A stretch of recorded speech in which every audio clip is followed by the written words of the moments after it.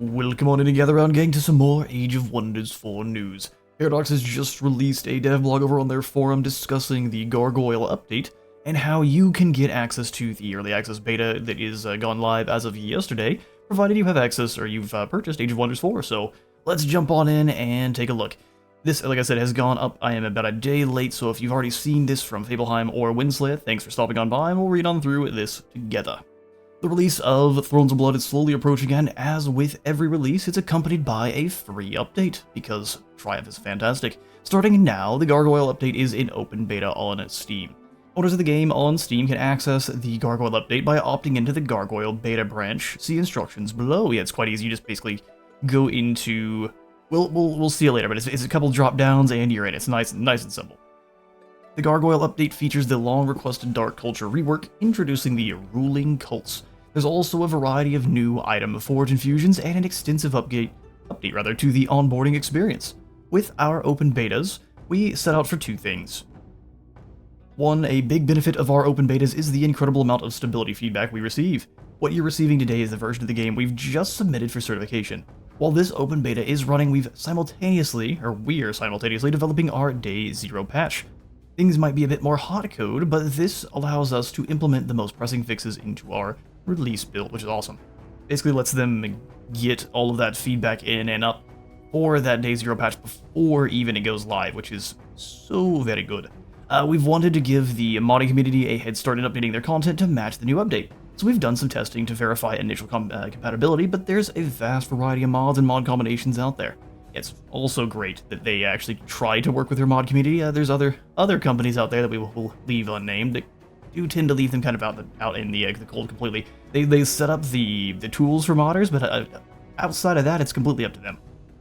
After updating to the Gargoyle beta, your in-game version is going to read 1.013.000.113710. Excellent. If you're leaving feedback, the most effective way is to provide us with feedback by making a discussion thread in the open beta discussions. There's a couple different types of feedback that we process during this beta period. Stability, which I would say is the most important. Crashes reported with the crash tool will automatically show up in our backend, so when you experience a crash, please make sure to upload those. Allows them to get to work on them right away. If you have a blocker, i.e. a crash or hang that will not allow you to continue your game, please make a report and include your crash report name. I give it after upload so we can tackle it. It's something that is hanging up the entire game. That's something they definitely want to get sorted as quick as possible. Any general bugs reported are welcome, but not the main focus of this period. We're trying to address those in a timely manner depending on our available resource. They're mainly focused on crashes and things blocking you from actually playing the game, which does make sense. For modding, if you experience any issues and suspect it might be related to one of the mods you've installed, then please verify which mod it might be by disabling your mods. One at a time to figure out which one it is. If you determine which mod is causing your issue, please try to contact the mod developer first. If you experience crashes with your mods, then please make a thread as stated above. While late-dated mods can cause issues, we do try to ensure they do not crash, which is very good. For balance, we're open to make balance changes that focus on any extreme imbalances in newer updated systems that need to be tackled ASAP. These changes need to be known and implemented before Tuesday, the 28th. Balance changes that are more general or require us to change text are not feasible during the beta period. This feedback is welcome, but will be addressed during our regular development period as resources allow. So it's still something you want to go ahead and put in there. That way they can take note of it, but it won't be something they fix up until they have a little bit more time. The final update of this beta will be when we submit the D0P for a certification. After that, the branch will remain open or active until the release of Thrones of Blood and the Gargoyle update on November 11th. Thrones of Blood release. When the time of release hits, the beta branch will be updated to include the Thrones of Blood content. This ensures a smooth transition for users switching back to the default branch. A few hours after the release, the Gargoyle beta branch will be disabled and removed. Any remaining users will be automatically moved back to default when this occurs, but it's advised to switch back yourself shortly after release because there can be weird issues that they've seen in the past. Getting into the beta, what you need to know. If you want to take part in the beta, there's a few important things that you do need to know. This beta is only available on Steam. Owners on console, Epic, or GOG, we're going to receive the full Gargoyle update alongside Thrones of Blood content pack on November 11th. Only for Steam. If a save has been made in open beta, there's no going back. You're not going to be able to open the save in that game outside of the beta until the beta ends on November 11th. So if you try to switch between, if the save's been opened in the beta, it will not show up for you. Pantheon points and unlocked content do not transfer between branches. And this is something I didn't read the last time I went into one of these open betas, and I lost some Pantheon points, so definitely take note. Anytime you spend your Pantheon points, it's just to kind of take stock of the new items and see how they play, but you will not keep those points going forward. So you want to switch back over to the default one if you kind of want to stock up on those Pantheon points, and also don't spend any points that you haven't earned already in the beta, otherwise you just kind of lose them forever, which is quite sad. If you unlock the new Pantheon content included with the Gargoyle update during the beta and decide to switch back and forth, your spent points will be lost, as they're saying here. The Pantheon content will need to be reacquired when returning to the beta branch or upon release. Only use this in multiplayer if all participants agree. Make sure you don't use the beta in multiplayer without checking the other players first. Once a multiplayer game session has been updated to the open beta, you can't go back to the previous versions. Interesting. So does it force other players to be incorporated into the beta, or does it just cause problems, I wonder? With all that said, to access the beta, you are going to need to do the following. To switch to the custom branch in Steam Client, right-click the game from the library page and select Properties. Among the available tabs is going to be the Beta tab. You're going to click on that, and then you are going to go to this little drop down here, and then select under beta, which you'd like to opt into here, and then you'll just see the Gargoyle beta. It just says, let me see if I can find it on my own, though I can give you the exact wording. It just says Gargoyle beta, the official Gargoyle beta update open beta, so it's very nice and easy for anyone to find. As soon as you click on that, it'll be very obvious which one you're looking for. So click on that, it'll start to update, and then you will be ready to go. And now we get to the actual patch notes themselves, and buckle up, this is going to be quite a lot of notes. Alright, so starting with the highlights, system update onboarding. Through the 2 years of active development, Age of Wonders has seen tons of changes, and every day we see new players join. With that in mind, we've taken a holistic look at the onboarding experience. The tutorial is now extended to every step of the realm and faction creation. Advices have been turned into full tutorials, and all outdated tutorials have been updated and outfitted with new voiceovers. This is incredible to see. Incredible. Added new tutorials to all front-end steps. Added recommendations to front-end tutorials. Removed the advice system. Advice window reworked to a tutorial history. Reworked all advices into tutorials. Updated all existing tutorials. Improved instructions. Added highlights. New voiceovers. They've added a message for returning players that still have the tutorial system enabled to mark all base game tutorials as seen. And also tutorial progression is now saved in your session. Loading a save will replay any of the tutorials you have previously done, or something along those lines. Resetting tutorials now applies to active in progress sessions without needing to do it from a main menu. Updates to the new game kind of onboarding experience is always something these kind of big strategy games should always kind of update every now and again. And even we've seen things like we'll bring Bungie up for Destiny, but Destiny's new game experience is so bad that it actively is going to deter players from actually playing it. A game that is this complicated, definitely them going back and reworking the onboarding experience, incredible to see. They've also got new content in the Item Forge, which is getting expanded with a variety of new infusions. Several abilities and passives have been added to the Item Forge, so the players can add them to gear, and so they also appear as part of the auto-generated loot that players find. They've added a following list of active abilities as options on staves and wands. We've got Freezing Blast, Crushing Anguish, Finger of Death, which is an insta-kill, Stunning Flash, Poison Dart, Sundering Curse, Tracker's Mark, Flame Strike, Song of Carnage, Song of Revelry, Seduce, Astral Blessing, Grant Defense, and Exposing Light. They've also added the following active abilities as options on wands: Fire Breath, Frost Breath, and Putrid Breath. They've added the following active or passive abilities on rings: Weakening Aura, Terrifying Aura, Aura of Disease, and Distracting Aura. That's great to see. Added the following passive abilities as options on miscellaneous items: Caretaker and Unleash the Hounds. So you can get more Warhounds. That's great. Added an electrified passive ability to primary weapons. It's weird that wasn't already an option. Huh. Also, we have some new content in our Pantheon. They've added a page support for Pantheon rewards, added 13 new Vampire Hunter themed Pantheon items, so a Hunter's outfit, hat, and cape, item of Forge Vigils for the Hunter's crossbow and rapier and whip, a garlic trinket just in case you run into any blood-sucking savages. We've got item Forge, infusions, pulse shot, active ability infusion. Interesting. Whale of the Banshee, so you shoot someone with a crossbow and pull them in closer. It's like a harpoon. Whale of the Banshee active ability. Piercing Shot. Inspiring Presence. Awesome. And we got 2 new banner icons, the Chalice and the Stake and Mace. New society trait, Apex Predator. And then the 2 generic banner unlocks, Wheel of Ages and Triumph Logo. Oh, awesome. Yeah, no, the Apex Predator, this sounds great. We'll guarantee to see what it does here later on, so I won't do too much speculation there. We'll get to reading. So features, we've got a rework for the Dark ruling cults. The Dark culture has been updated to interact more closely with the existing hero systems. The Cult of Tyranny sees domination as the ultimate show of power, oppressing vassals and exploiting cities. They specialize in debilitating their opponents and grinding down their weakened foes. The Cult of Death, however, is one where the sacrifice is the norm, and a tool for those in power. Their units gain power from the deaths of both their allies and their enemies, and critical strikes are going to be coming more steadily as the slaughter continues. They've got some global updates on the Dark Warrior, which has been renamed to the Immortal. Has a new passive called Lesser Resurgence and Expendable. He's going to be expendable, and Lesser Resurgence has it dies, but I think it comes back with like 10% health. They'll likely discuss it down here, but it comes back with less health than normal Resurgence, and it doesn't regain its movement points. So they're kind of meant to go in there and die, and they come back as long as you win that battle. We've also got the Pursuer, no longer inflicts weakened with its attacks, and has the Relentless Pursuit ability, which is a free action once per combat. I can teleport 3 hexes away, and it's reset on kill. That's so good. Your archers can teleport.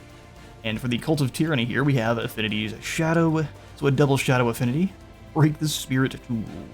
Their combat focus is weakening and frost damage. World map gameplay, Hostage Diplomacy. The Cult of Tyranny starts with one less Whispering Stone.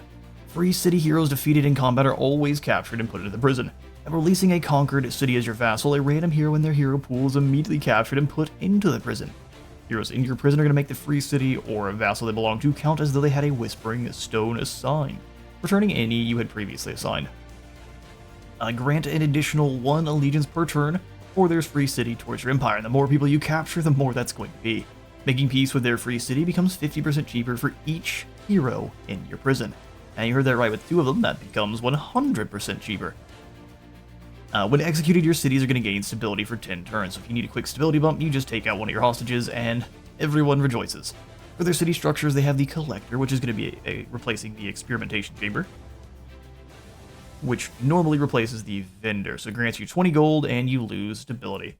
You also got the Shadow Trade Quarter for the Underground Laboratory, which grants you 30 gold, and you lose 10 stability, so it's just an upgrade. Lastly, here we have the Overlord's Tower, which is a unique Tier 3 city structure, which grants you 5 Imperium and 5 city stability per vassal. So this is going to be kind of spreading your tendrils across the map, evilly snatching up lads and basically forcing each of these different factions to work with you or else. And you can actually roll this pretty aggressively with the Order. The Order affinities, which naturally give you a whole bunch of different bonuses from your vassals. And since it seems like you're just wanting to make a ton of vassals and then exploit them from there, yeah, plus 5 stability per vassal.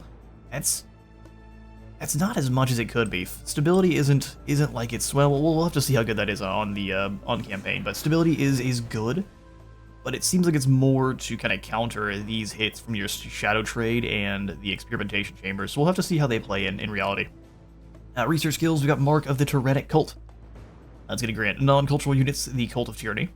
Tyrannical Exploitation is going to be a city spell, which is going to target a vassal city, no longer gains allegiance, and that vassal income is increased by 20% for each point of allegiance gained. Yeah, you are going to be making some money on your vassals, or at least trying to. We also got the Baneful Curse, which is a tactical debuff spell. No longer inflicts Sunder defense and Sunder resistance, but it has a 90% chance to inflict 2 times weakened, and a 90% chance to inflict 2 times misfortune, which has a higher chance of fumbling your attacks, and when you do, you punch yourself in the face, which is great. We've got combat gameplay, Cult of Tyranny. The Aura of Tyranny adjacent units suffer -1 status effect resistance, so they're more easily being applied things like freeze or poison. You got exploit vulnerabilities, so repeating attacks and abilities gain a 60% chance to inflict 1 vulnerability and heal the attacker for 5. Ooh, that's so much better than just normal lifesteal. Single shot attacks gain a 90% chance to inflict this and heal for 10 instead. Awesome. Unit lineup, the Cult of Tyranny subculture specializes in breaking spirits. generally favoring defense more than the other dark subcultures, primarily through a liberal application of weaken. So they're gaining defense just because you are becoming a noodle-armed wuss.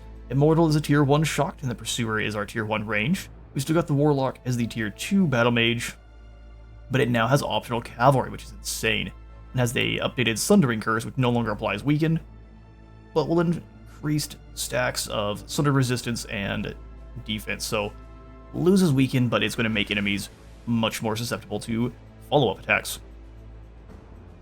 Oh, then when it becomes a champion, it gets Sundering Curse, so change from increasing inflict stacks to 90% to a guaranteed 2 times weakened.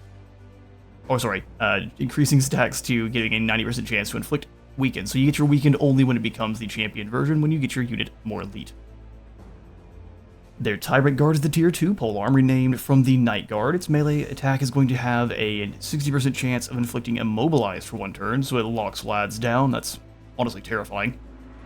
And has the passive Aura of Contempt. Gains 1 armor and resistance per debuff on the attacking unit. That's what we're talking about with the extra tankiness. As long as the enemy is all debuffed up, these guys are going to be near indestructible. Your Tyrant Knight is going to remain your tier 3 shock. Oh, I guess it's been renamed for the Dark Knight. I could have swore. Oh, so there's the Tyrant Knights in the Tyranny Tome too. I bet that's been renamed as well. So renamed for the Dark Knight, it's got Charge Strike, is going to no longer inflict Sunder resistance, but now has a 90% chance to inflict 2 times weakened for 3 turns. Its new ability is Trample. It's got a single action charge attack on a 2-turn cooldown. Single shot and a melee, inflicts 24 base damage, and replaces and displaces, so it pushes them back. Primary target is knocked out of defense mode, loses retaliations. Adjacent enemy units have a chance of suffering weaken for 3 turns, and then you enter defense mode, so you can retaliate on anyone that tries to hit you back, which is pretty incredible. Also got a new passive, Despotic Vitality, at the end of this unit's turn, and heal 15 hit points for every adjacent enemy. Oh, wow, the Tyrant Knight. A very tanky charge unit, and very resilient, too. Cult of Death is our next affinity here, so we're going to have Shadow and Nature. Interesting. Theme is Power from Death, combat focus is Critical Strikes, Anti-Healing, and Blight. So world map gameplay is going to be Embalming. They may embalm heroes in their crypts, grants them 1 embalmed sacrifice, 25 mana and 25 mana per level of the hero, and then remove them from the crypt. May use embalmed sacrifices to construct special city structures in your cities. You may also use embalmed sacrifices to cast Morbid Sacrifice on friendly armies. And if you set your defeated hero setting to set to owner in the advanced realm settings, an embalmed sacrifice is going to generate when the player defeats the hero instead, because you have an option to the owner of the defeated hero is never going to choose to give you that hero, so you're just going to get that embalmed sacrifice for free. City structures. Grave Obelisk replaces the Mana Obelisk. It's going to cost 1 embalmed sacrifice, grant mana and stability. That's a heap too. Crypt Temple is going to replace the Monolith. Costs you 2 embalmed sacrifices for a bump to 10 to each of those, 40 mana and 20 stability. Next we have the Soul Vault that's going to replace your Overlord's Tower. It's a unique tier 3 city structure, and it costs you 3 embalmed sacrifices, grants you 2 experience per turn to your governor, 10 knowledge per turn, which is very good. Any extra knowledge bumps from any buildings, you're always going to enjoy those. The Mausoleum is the one that's going to replace your Dark Forge, going to cost you 3 embalmed sacrifices, counts as a research post, and grants you 10 knowledge and 3 knowledge per adjacent conduit. So it gives you another reason to kind of stack up a few more conduits, even though they don't tend to be ones you want to get too many of, just because they only give you mana. Research skills, Mark of the Death Cult. Unit enchantment. Non-cultural units, of course, are going to gain power from death, which from what we've seen so far, since it doesn't show us here. Oh no, here it is. Use this trait, gain the following when a unit dies. We get 1 Mortal Blessing, plus 2 if they've struck the killing blow. You gain 5 health per stack, and then plus 2 critical hit chance per stack. Stacks up to 10 times, you get to 20% more critical hit chance, and up to 50 additional health, which is... that's insane. We'll see how impressive that is on the actual field of battle. So we've got the Death Waltz next, which is a tactical buff spell. Target friendly unit regains all action points, dispels all negative status effects, and gains Death Waltz. It shall ignore casualties, return after combat with full HP, but it's going to die at the end of this turn. So good for giving a unit that is already just about gone full health, bit of extra damage, and have it swing in. Then we go get it back no matter what, as long as you win the battle. Next up, we have that Morbid Sacrifice, strategic army spell. It's going to cost you 1 Embalmed Sacrifice. All units in this army is going to, all units in the friendly armies in province, so all units in this province, restore to full HP, gain Universal Camouflage for 3 turns, 15 additional morale, and 20 additional max HP. That is so strong. And just for a single sacrifice. Yeah, that is a powerful spell. Give it to everyone in a province, you just stack up all your armies in one spot, bop that down for a single sacrifice, and send them out to ruin people's day. Their combat gameplay, we already read what Power from Death does. But their unit lineup is going to be dark, so unit lineup generally favors offense over defense. The Cult of Death subculture leans into this aspect even more, favoring hitting hard over self-preservation, because they'll come back anyway. We've got the Outrider for their Scout. I wonder if that changed from the other item. Probably not. They've still got the Immortal and the Pursuer. We got the Mortalist, which is going to replace the Warlock. It's going to also be optional cavalry. We'll have Blight Bolts and the Death Hex, which is going to be a single shot debuff magic attack that lasts on or has a 1-turn cooldown, and target enemy unit and another within 3 hexes sustain damage. You inflict Life Seed, so heal nearby unit any nearby units on death for up to 20 hit points, and then inflict 2 decaying for 3 turns. That is a really, really strong ability. And then at champion rank is going to get you extra blight damage and 1 additional decaying. Next up, we have the Death Guard, which is a tier 2 polearm, replacing our Night Guard. Has Deathly Vitality as an activated ability, single action, range 4. With a 2-turn cooldown, going to heal self for 10 hit points plus 10 per stack of Mortal Blessing, and just enter defense mode. Range of 4 is strange.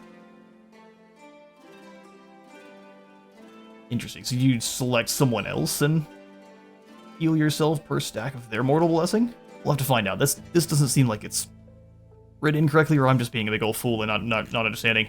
Although we also have now the tier 3 Deathstalker, which is a fighter unit, replacing the Tyrant Knight. Has a single strike base attack, single action, single shot, 120% chance to inflict 2 times decaying. So it only hits you once. Interesting. And his ability, the Deathstalk. Once per combat, reset all skill cooldown on kill. Target enemy unit in range 3, displace and replace the target. Inflict damage, and then inflict more damage based on lost HP. So it's going to nuke one unit. This is more of an assassin than the other knight, which charges into just a big blob of enemies and heals per turn based on everyone that's around him. So more just sticking in there and being obnoxious as opposed to the Stalker, which is going to be following around the outside, hitting people once for a ton of damage and then teleporting in to take out whatever is the weakest. And then of course you enter defense mode after, which is amazing. You got a new passive, Fatebringer. This unit gains 5% damage for each stack of Mortal Blessing, and Blessed End. On kill, it gains an additional Mortal Blessing. So this is going to be a monstrous unit. Cannot wait to try out the Death Cult. And they're slippery and have universal camouflage, because why not? We've also got quality of life changes, added AI spellcasting toggles to combat spells, while on the world map you can now allow or disallow specific spells to be used by the AI during auto combat. That's a good change.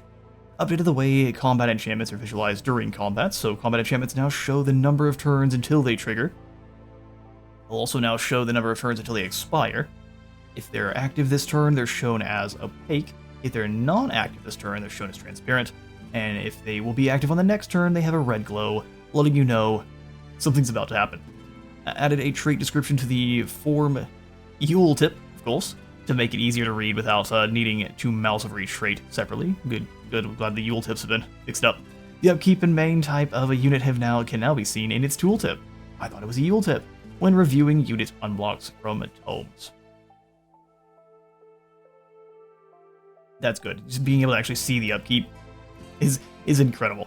Mousing over the action point type icon of an ability when a unit is selected in combat now gives a tooltip explaining what the icon means.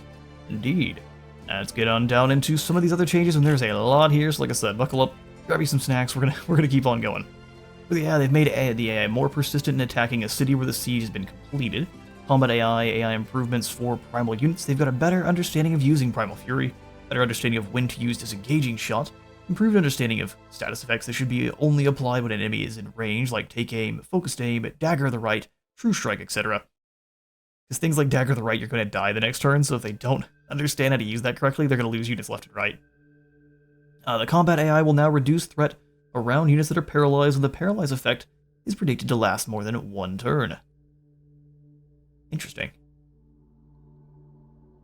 So they stop worrying about the unit and start attacking others. Interesting. Art. New icons for the Bathhouse experience boost. Units property rather. So they've changed the icon for the Bathhouse experience bonus and the Heavy Fog, previously called a Lightless Realm trait. What was it called? Heavy Fog now? Interesting. They've changed it kind of on the fly. Updated the world map visual of the Fey Fissure, as it had issues when appearing next to coasts. For audio, we have updated tactical music tag system to play specific DLC music at the right place. Updated the SFX for Clairvoyance Ritual, so it actually should trigger as it's supposed to. For our cultures, we've got a feudal aristocracy upgrade, or a change rather. The unit, the Liege Guard, Sworn Bond, now no longer takes all damage with a 25% reduction, now mirrors damage with a 50% reduction. Effectively splitting damage between both members. Which, we'll have to see if that's better or worse. It is a much larger reduction, so we'll see. For the Mystics, their Arcane Guard has a base increase of armor from 1 to 2, which is good. They seem to die so quickly, so this is at least a little bit of a bump. School of Summoning Mystic Summoners have been rebalanced, removing excessive stat boosts that made them a mandatory element of any Magic Origin utilizing build. Astral Echoes are now only gained from the pickups which must be sought out. Astral Connection has been reworked to retain synergy with Magic Origin units without excessive stat imbalance between this and the other cultures utilizing those units. Interesting. They've removed the Astral Echo gain from unlocking research skills. Cultural passive Astral Connection and reworked to be more effective and play a bigger role instead of the flat unconditional boost formerly given by Master Summoner. It doesn't give you a +5 morale to other friendly Magic Origin units. Grants 1 defense and 1 resistance for both units while adjacent Magic Origin units, which is still very good. Hero passive Master Summoner now no longer increases Magic Origin unit damage by 10% and no longer increases their health by 10. Well, there's no hint as to what Master Summoner does instead. Maybe it's the same thing as this one above, where it's going to grant us the 1 defensive resistance? I don't know. Losing that 10% damage is unfortunate, and extra health is always good, especially with those units that don't have as much, like the Elementals when they come on in. Unfortunate. We'll have to see how much of a hit that is to this kind of the School of Summoning in general. We've got a new unit passive, Astral Resonance, no longer grants strength into Magic Origin units when casting spells, which is unfortunate. Added new research skill for Magic Summoners. Scroll of Astral Connection to grant them the Astral Connection skill to all non-Mystic culture racial units. They've also updated the Mystic Summoners tutorial to remove mention of gaining Astral Echoes from research skills. And then also the Mystic Summoners subculture description has been updated. Those rules. As for the Elsworn, Seal Bearer has been having reduced cooldown of the Resonance Transference Fire Seal from 3 to 1. Everyone's getting a seal added to them. Well, I thought the Seal Bearers were fine, but this is a great little bump to them. Now you don't really have a cooldown on their seal abilities. And now on to the Architects, which we all saw coming. Architect damage stacking from Affinity Incarnate turned out to be problematic. What do you mean? It's only the strongest subculture in the culture of the entire game, and has thus been reworked to a more controlled version. This has the added benefit of not disproportionately discouraging single city playstyles for Architect cultures, and allowing us to add a starting stack of Affinity Incarnate to ensure a smoother start. So Affinity Incarnate is going to be damage determined by the dominant Affinity, like it previously was. Oh wait, no, you don't get to stack them. Is what that means. Affinity Incarnate gain from monuments is now capped at 4. No! Other sources, such as the cultivators of the one starting Affinity Incarnate, can exceed this cap. Oh, okay, well 5 is okay, and if you can get a bunch of cultivators stacked up, you can still get some really spooky stuff going with the Guardians. Architect players now start with 1 Affinity Incarnate inherently. Dominant Affinity description updated to clarify the property or damage swap of the Affinity Incarnate. So previously you got to stack up as many kind of damages as you want. Now it's only going to be for the one you have the most of, which is too bad. City Structures Affinity Obelisks updated the description to clarify monument tier count rather than the Infinity Incarnate directly. Functionally unchanged. Oh, okay, good. Updated the concept for the monuments in the culture to reflect the new implementation of Affinity Incarnate. So Special Province Improvement Monument Stage 1 now grants 10 stability. That's it. You get extra stability for the first tier, which is nice. Shademaker is now going to have a little bit more damage, 2 additional. And the Incarnate Shot, instead of having 4 range, has 6, which is great. 4 range was always really low, which will get boosted to 7 and once you get up to max tier. Or a champion tier, either or. Right, now for their Architect's Incarnate Restoration now multiplies based on the stacks of the caster rather than the target.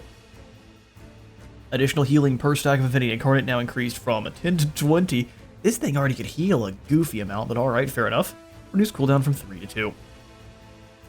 So, Architects are still the best single target healers in the entire game. Affinity Tesseract now counts as a battle mage for the purposes of enchantments affecting them. That is also incredible. Affinity Tesseract now inherits rank from the Architect when summoned, so no longer gains ranks from global effects like the Wizard Tower. Oh, you could get it up higher. Of course, you can't get any higher than Legend, but still, you can kind of like cheat your way into a higher tier Tesseract. And then they're also tier 2 expendable summons, means they gain 5 health per rank rather than 10. I mean, I always felt they had really low health, but this means they'll have less health. And they've also reduced their base attack damage from 12 to 10. And then the champion rank now grants Tesseract Frenzy until the end of battle correctly. Oh, it was only for 1 turn?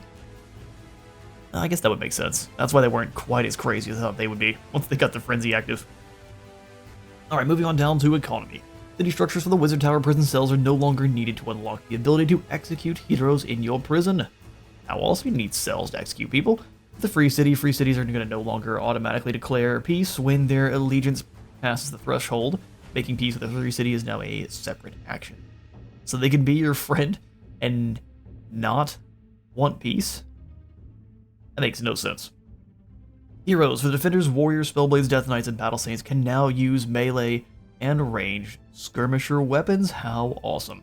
Anyone who can normally use a melee weapon can now have the combo weapons. You can be a skirmisher. Also for ambitions, Ambition Crusader now includes the Umbral Demons as a valid unit type, which is good. Steward is now going to be available for rulers during faction creation. Collector is going to be giving you more renown gained per 3 turns instead of having an equipped item for 2 to 3. Oh, so instead of 2 turns, every 3 turns? Fair enough. For our Battle Saints, they've changed up the passive. Cleric now grants 1 resistance to the hero and adjacent allies. Paladin is going to be defense to the same. Fervorous Disciple and Fervorous Martyr are no longer mutually exclusive, that's crazy. You can get a whole bunch of fervor going. Active ability Bless has now been replaced by Cleanse, and Cleanse has been replaced by the passive Fortunate Support, which grants 1 fortune on support abilities. Oh, they just changed which abilities are where. Passive Healing Support swapped with passive Regenerating Support. Active ability Warding Bond swapped with Martyr's Blood. And then we've got Spiritual Guide is a new effect that increases positive morale gained by 50%. Seems pretty good. We've seen how strong having just insane amounts of morale gain can be for you, especially if you're combining that with breaking the enemy morale. Then they go away so quickly, and every single one of your attacks is a critical hit. It's so much fun. We've got an active ability Condemnation, increasing range from 1 to 4, so you can hit them from much further away, and then increases the chance to inflict Condemned from 90% to Guaranteed, which is way stronger than it used to be. For a Ranger, we have the passive Knockback Snapshot, which now allows a Snapshot to be used within the enemy's zone of control and push them out of yours. Next up, we have the interface changes. They've added explanation to the different types of attacks to the Action Point Encyclopedia entry. The list of enchantments for a unit in the Tome of Wonders now only shows enchantments that are compatible with that unit, which is very good. Faction tooltips on blocked factions in the faction section will now show why they're blocked if possible. Change the order of subcultures for base game cultures to have the more beginner-friendly one at the top. I'd say that's the best way to do it. Improved alphabetical sorting across multiple lists for different languages. They updated the combat summon tooltip to specify that its death does not affect the morale of allies, and that it also is going to go away only when it's left with other combat summons or non-vital units. And the property duration is what it indicates, the summon duration. Interesting. It's a very wordy little bit of line there. Does just say that the combat summon tooltip is now more specific. Updated the city interface with new population tracker and the rush button. Updated the prison interface with origin headers. Excellent. Now for the item forge, we have an active ability Infusion Whirlwind, now scales damage from the hero's primary attack. Power Cleave is now going to do the same, so both of these should be dealing more damage overall. We've got the activated ability Execute, has been renamed to Assassin Strike, now scales damage from the hero's primary attack, now gains extra damage based on how much health is missing from the target, and is considered a base attack. Increased infusion point cost from 1 to 2, because it should be a little bit better now that it's costing, or it's basically acting as a normal attack, and should get boosted for all the same.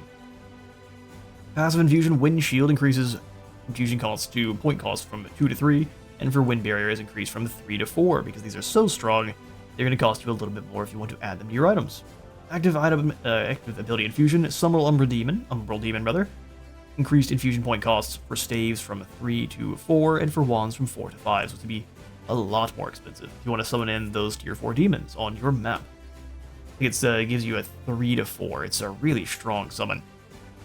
Passive Infusion Army Trader no longer stacks with itself, so having multiple copies in the same army no longer furthers its effect.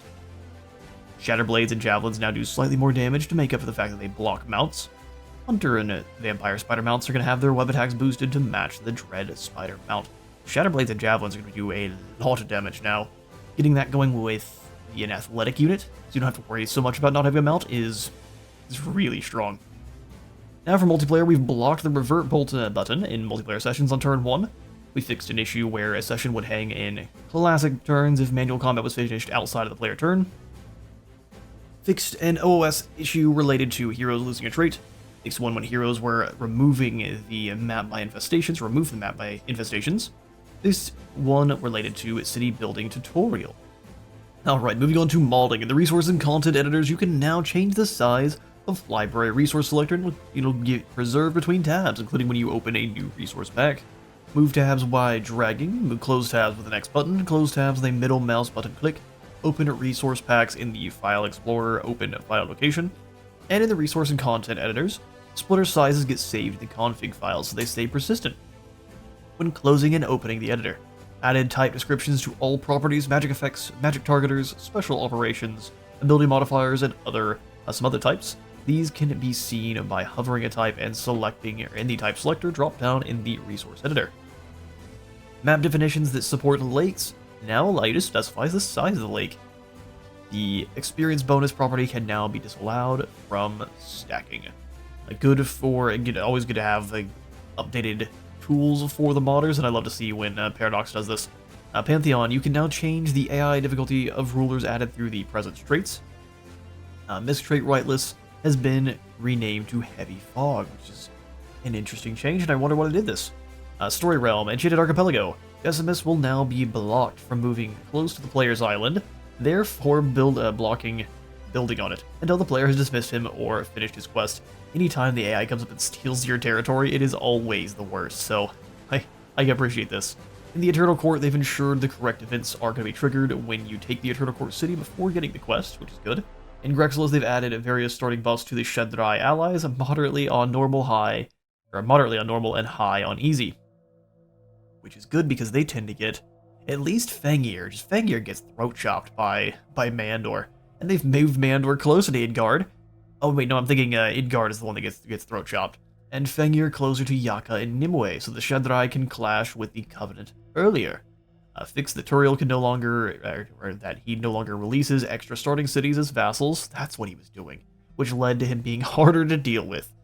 Cliffs of Sortun, surrendering and now functions correctly for the Cliffs of Sortun, and then created alternate text for the event at the end that changes upon whether or not the player has rescued Sundrin from the Umbral Abyss. Really?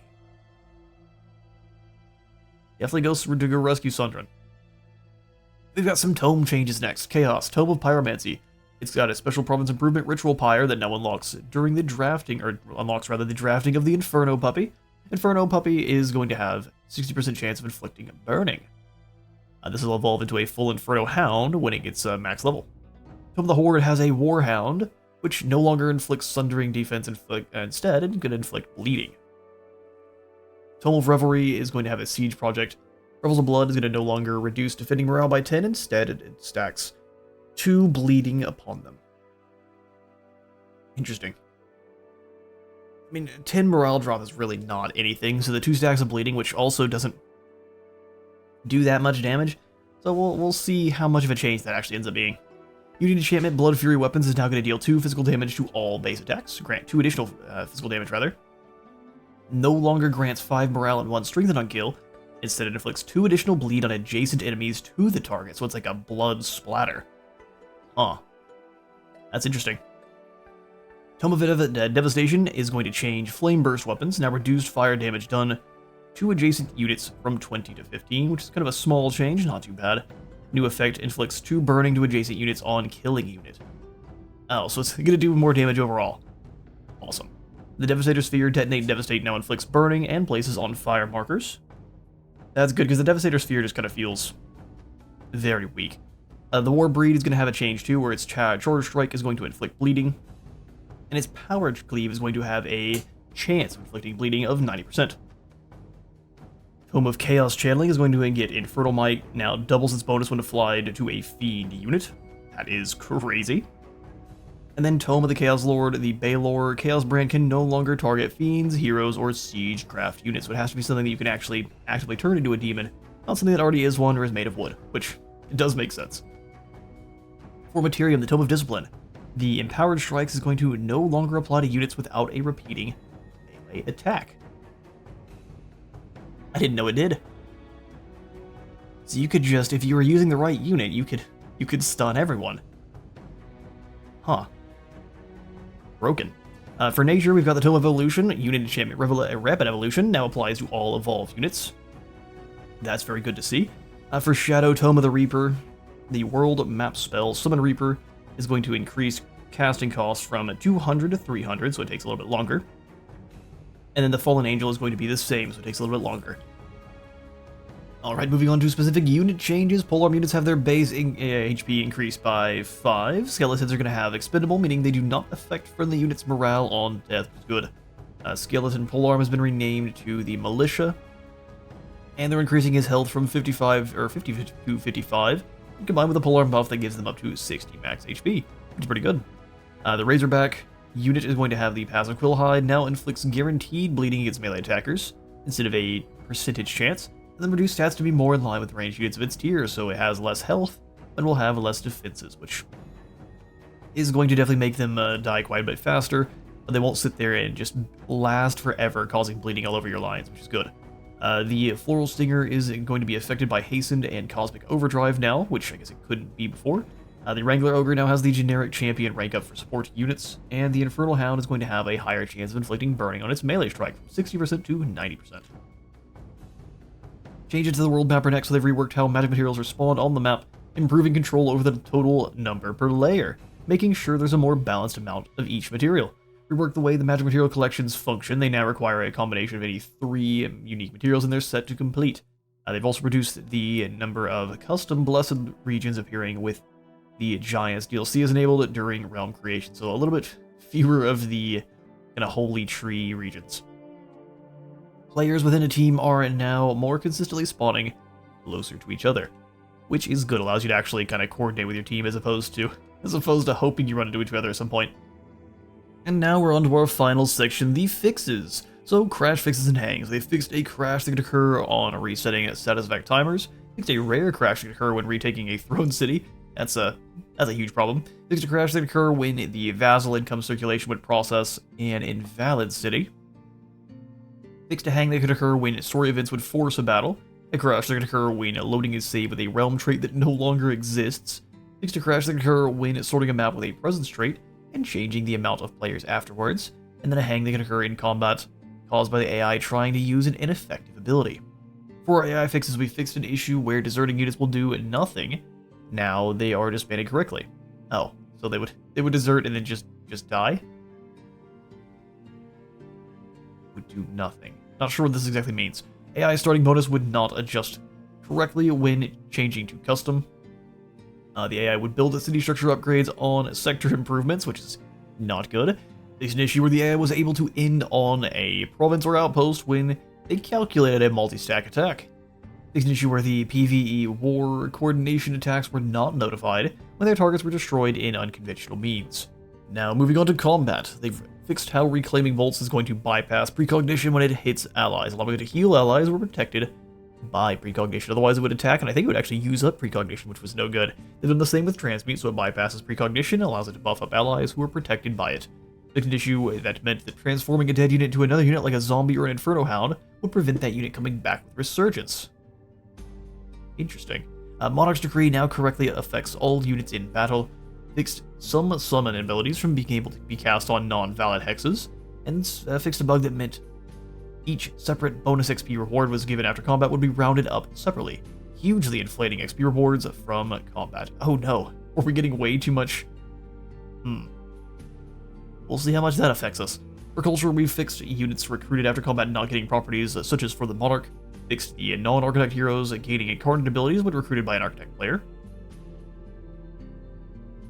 Oh really? I guess you're supposed to have that as long as you have the enchantment active, but if you don't, then no.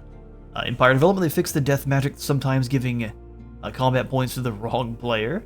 And then fixed a bug where the quest would fail when you picked the event option to resolve it peacefully. Peace is not allowed. Fixed a bug where the event of a player defeated would no longer spawn.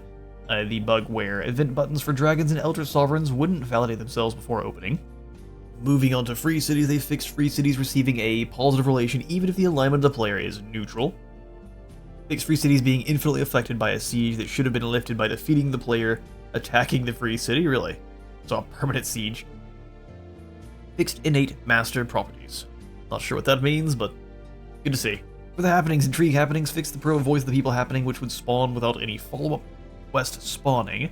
When intrigue ends, the rulers affected by it no longer get stuck in limbo and cause a crash. This fix only works on saves before the intrigue ends. For heroes, their ambitions, we've fixed the Conqueror hero ambition not completing if the city defenders were not inside the city's center. Fixed level 3 renown reward, removing all chance to die when routing instead of having it halved as intended. Fixed the cult of personality race trait not giving skill points to heroes who died in combat, but did gain renown. Well, that's no good. Divinity skills controlled chaos now correctly affects all attacks instead of base attacks only. Fixed the aspect of nature interfering with summon spells such as the Wyvern Keeper. Fixed Forgotten Tome and not refreshing after resurrecting an Eldritch Sovereign. For the Battle Saint, canceling Hoarding Bond now no longer shows up in the unit panel or as a status effect. The Defender canceling Hoarding Bond doesn't do the same there. Elementalist Elemental Mastery is going to incorrectly only apply, or I guess it currently was only incorrectly applying to magical base attacks rather than to all attacks, which has been fixed. Amplifying elements incorrectly only apply to magical base attacks rather than to all attacks. Inexorable Cast did the same, pretty much with all these, and Restrained Magic as well. Then fixed an incorrect damage link, insert in Discipline of Earth for the Elementalist. Moving on to our Warlock, they have cancelled, or I guess the Cancel Hex Pact is now correctly named. It also now no longer shows up in the unit panel or as a status effect. Cancel Blood Pact now no longer shows up in the unit panel or as a status effect. And then Warlock has fixed the decaying magic not working on repeating attacks. For our interface, we fixed a missing turn timer icon when Outpost has been built by a Barbarian Scout. Fixed the income and not being updated after a trade when the Artifact Hoarder is, with the Artifact Hoarder property rather. Fixed the custom set sorting of items in the arsenal panel being reset after disenchanting an item. Fix the affinities not refreshing when you get a mark of the trait and out of sync caused thereby. Fix the top half of scroll bars not responding to clicking and dragging, which is good. Fix the bug where trading a magic material would stack notifications, which it was definitely doing anytime you would come on back in. Fixed visual issues with the targeting outline of spells that target dead units. Fixed racial tome units being misplaced inside icons when looking at tomes inside faction creation. Fixed upkeep showing a bunch of zeros. Units without upkeep will show 0 gold or 0 mana. A bug that caused the first hero that was made in advanced faction creation to appear at the end of the recruitable heroes list. And then fixed a bug where fixed a controller bug rather, with the initial bonuses of tomes in the research overview screen. Fixed a bug that made the race name generator create names that were too long, and fixed a bug that caused audio names in multiplayer when a player is in the research or empire development screen and a combat starts. Good Stuff for text and descriptions. Devotees of Good has fixed the prediction of the alignment mouse over for Devotees of Good, Your Good. Fixed wrong income being displayed for the Temple of the Exalted in the research screen. Fixed the requires a connected item to be unlocked error message appearing in the Pantheon item tooltip when it was only unaffordable. Fixed the cost of the Pantheon item tooltip not changing its color when it becomes unaffordable. Fixed missing insert in Totem of the Wild Tome entry. And then Ice Coffin now says correctly that it applies status vulnerability. For modding, they fixed a crash when resizing the map for custom regions. For our prophecy traits, they fixed the Titan Guardian, summoning a second Titan on turn 2, which is so sad, that's broken. Fixed the declaration of war with a major war justification did not count towards the progress of Desolations of War quest, and the declaration of rivalry is active. Fixed converting an outpost to a city counting as a conquering a city. I have conquered this outpost and turned it into a city. For the story realms, they fixed the Rings of Norwich crash when choosing the option to ask Frederick to leave the realm. For Cliffs of Sardoon, they fixed a crash that would occur when Merlin is in the void before you initiate the siege with him. This is fixed by force reviving Merlin if the player initiates the siege when he's in the void. Player is notified of this in the resulting story event. Okay, so you're always fighting Merlin in the end, but if he wasn't there, it would cause issues. For the tomes, they've got War Breathes from Monstrous Rebirth, now Obliterate on Death, to prevent weird resurrection interactions where you can turn a tier 1 into a permanent tier 4. That's too bad. Tome of the Eternal Lord, Battlefield Reanimations now grant summons to revived zombies correctly. Tome of the Reaper is going to give you greater reanimation, now grants combat summon to the summoned corrupt souls correctly. Zombies summoned for Mark for Death now gain combat summons correctly, and then it fixed Silent Barracks not counting towards the Arctic Dungeon and Desolate Dungeon provinces. Lastly, here we have fixed an issue in the world map where vision wasn't correctly gained when a teleporter would spawn on top of a unit. Fixed an issue where house guards would still spawn while the city was in the process of being raised. Fixed an issue, or a bug rather, in the map generation when with teams enabled where there's no underground layer. Same thing in map generation when teams enabled where continent maps wouldn't generate their continents correctly. Fixed a bug in map generation where it cleared Ancient Wonder for Architect Wonder's society trait we placed too far away from the player. Fixed a bug in map generation that could cause Ancient Wonders to be placed surrounded by mountains. Fixed an issue where teleporters had incorrect destinations, and fixed an issue where being able to build another monument in a city, or I guess being able to build another monument in a city when the existing monument is occupied. So as long as it's occupied, you can put up a second one, which is ridiculous.